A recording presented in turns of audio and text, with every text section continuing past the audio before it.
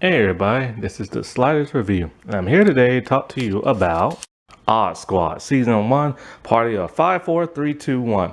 Now this episode is a New Year's Eve episode, and it's more of your traditional Odd Squad type episodes. Now Odd Squad is a group of little kids who work in the agency where they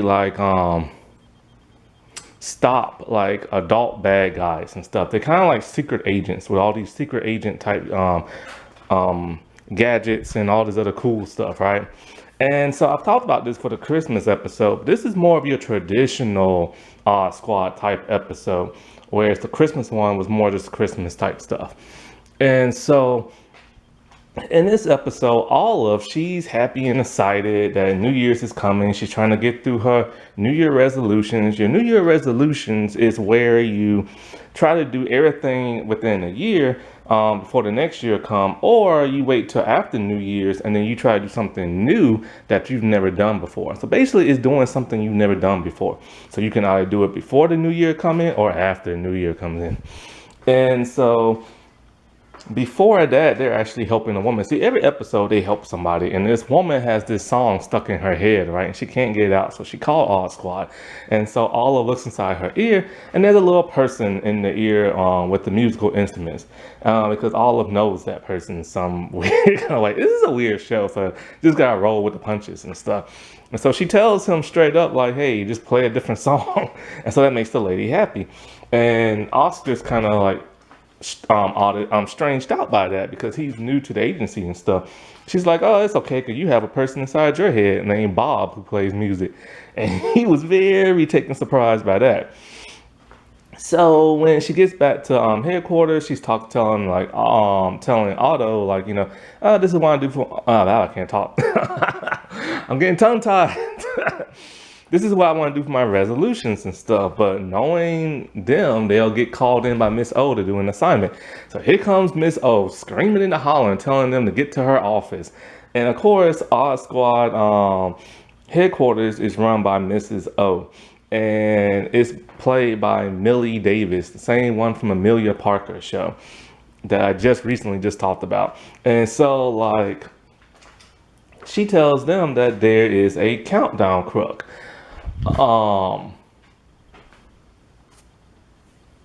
And that like, oh no. Before she tells them that, she tells them that they have a case to solve. So they go to these people's house, and it's these little kids, and they're doing like a birthday party.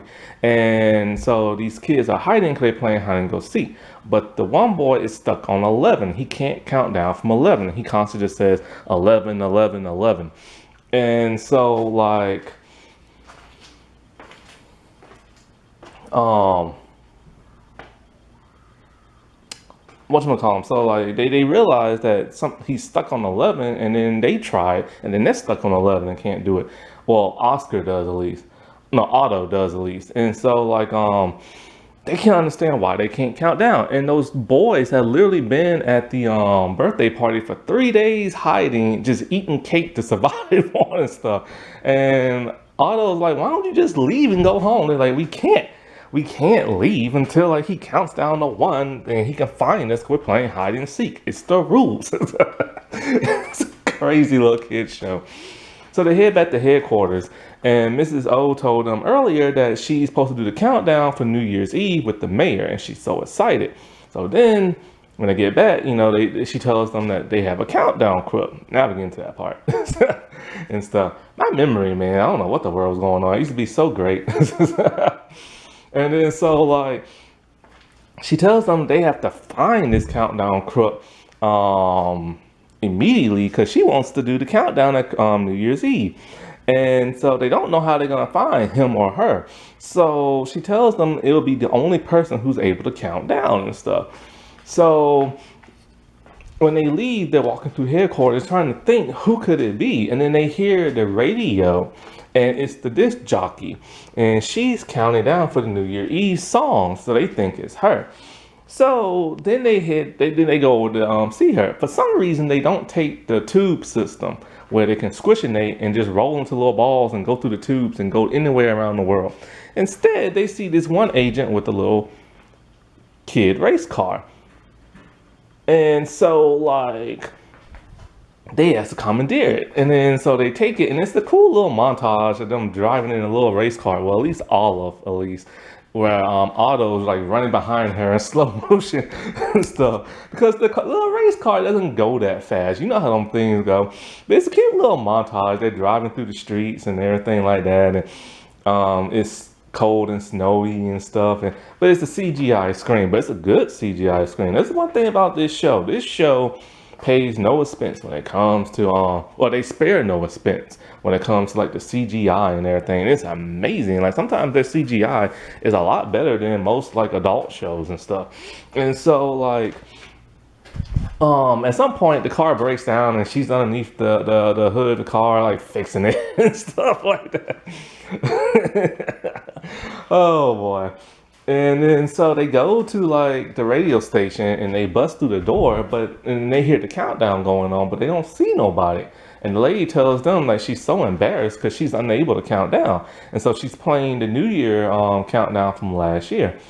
And so Olive tells her about like her resolution thing, and then she starts counting down. And then they realize, both Otto and the disc jockey, the DJ, that Olive is the countdown crook, and she didn't even know it. See, what happened was she had a list of 100, and she's been so focused on that somehow she prevented everybody around the world from like counting down, since she was the only person who was so excited about like counting down and stuff. So they go. It's a weird, strange little show. Like there's other episodes that's way better than this. Trust me. And so they go to Miss Dr. O, and Dr. O is hilarious, boy. Let me tell you. But in this episode, she's not really hilarious.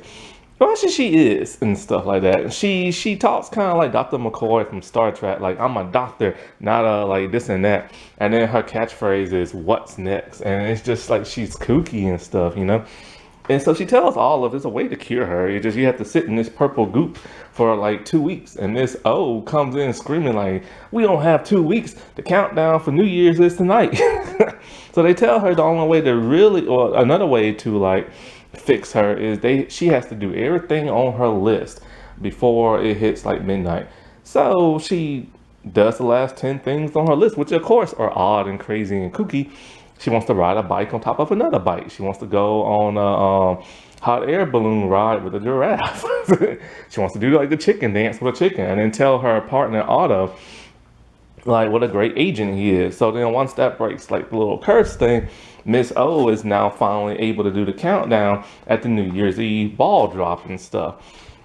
And so the day is saved. Like I said before, this is just a weird, kooky episode. A lot of the episodes are kooky, but a lot of them are a lot more like cooler than this. It's just like, you know, every now and then you have kind of like an type of episode, you know what I'm saying? But this episode was only 10 minutes because the show normally breaks down 2 episodes and 1 20-minute like time slot and stuff. Oh, Happy New Year's. Alrighty, well, I'll talk to y'all later. Bye.